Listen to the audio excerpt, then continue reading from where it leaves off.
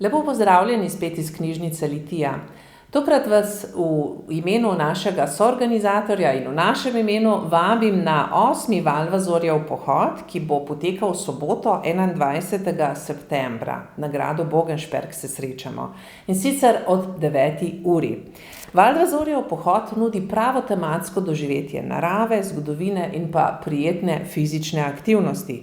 Poteka pa seveda v spomin na našega polihistorja Janeza Vajkarda Valvazorja, ki nam je svojo slavo približal lepote naših krajev.